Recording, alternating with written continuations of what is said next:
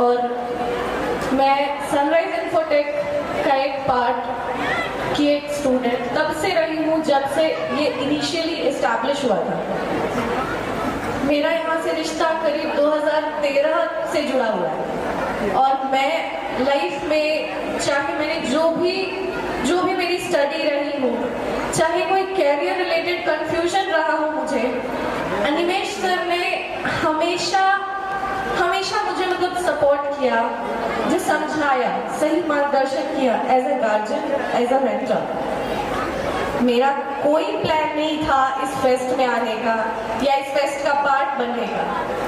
जैसे कहते हैं ना, मोदी जी मन की बात करते हैं, तो बिल्कुल उसी तरह आज मैं भी अपने मन की बात करने यहाँ आई हूँ। मैं एक छोटा सा वाक्य शेयर करना चाहती हूँ आप लोगों से। जब मैं क्लास 8th में थी या 10th में थी, तो उस वक्त हमारी जो बैच हुआ करती थी वो सुबह 7 बजे की होती थी। कई बार सुबह 6 बजे के बैच में भी हम लोगों को सर ने पढ़ाया। तो होता क्या है कि मॉर्निंग टाइम में बच्चे आते हैं और 1 घंटे 1.5 घंटे के बाद सर अब नहीं, सर और नहीं समझ में आएगा, अब और नहीं पढ़ता है। तो 10th में भी हमें सर का कहना होता था कि जब तक ये एक्सरसाइज कंप्लीट नहीं होता है आपको घर नहीं जाना है। और अगर हमें भूख लग जाती थी तो हमारी मैम यहाँ है, अनुप्रिया मैम, मैं इन्हें प्यार से भाभी कहती हूँ कई बार, तो मैम का भी होता था कि आपको खाना है, खाना पीना है, आपको आराम करना है, आपको जो करना है कंप्लीट करके जाइए।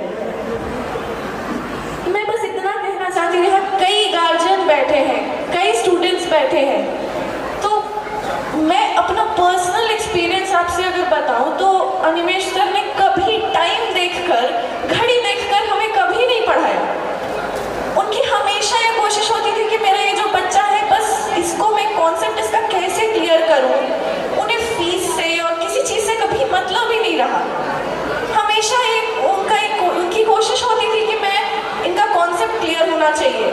7 बजे से सुबह के 11 बजे तक भी अगर हमें बैठना पड़ता था तो हम बैठते थे।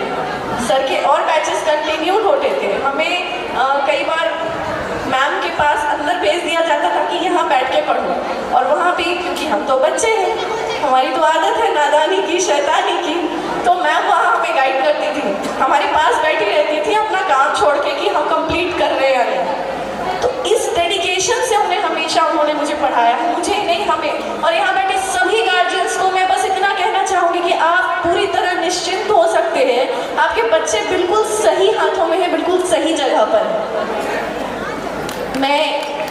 मैंने भी टीचिंग का मतलब मेरा एक्सपीरियंस रहा है प्राइवेट टीचिंग का करीब 5 से 6 सालों का। तो मुझे इस बात का भली भांति अंदाजा है कि एक टीचर होना, बच्चों के पीछे अपना टाइम देना, वो एनर्जी देना, ये क्या होता है। और जब मैं सर के पास पढ़ती थी हम बहुत सवाल करते थे, तो आज मुझे वो रियलाइज होता है कि उस वक्त सर को कैसा लगता होगा। आज मैं जमुई में नहीं रहती, बाहर रहती हूँ, जॉब करती हूँ, लेकिन फिर भी जो कुछ भी इन्होंने मुझे सिखाया है, समझाया है, हमेशा मेरा मार्गदर्शन किया है, वो चीज़ें आज भी मेरे काम आती है।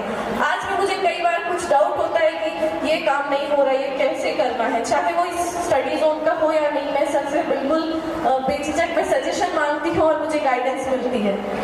मैं यहाँ मतलब मेरी जो पेमेंट मुझे मिली है, फर्स्ट जो मेरी सैलरी मैंने ली है, मैं उसका एक छोटा सा पार्ट सर को अर्पित करना चाहूँगी। ये मेरी अपनी इच्छा थी कि देखिए, टीचर जो होते हैं, हमारे जो शिक्षक होते हैं ना, हम उनका ऋण कभी नहीं चुका सकते।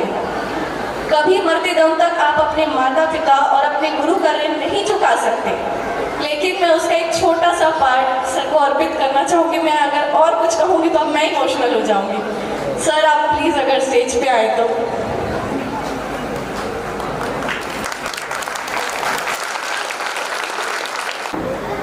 सर मैं आज जहाँ भी हूँ, जो कुछ भी हूँ, आगे भी जो कुछ करूँगी, मैं उसका श्रेय आपको देना चाहती हूँ।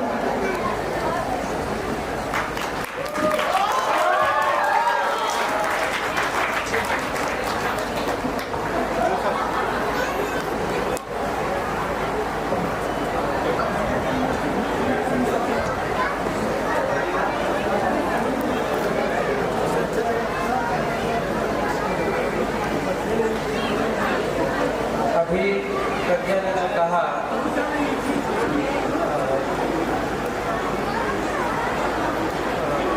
मैं इससे पूरी तरह से सहमत नहीं हूँ, क्योंकि इसमें शिक्षक का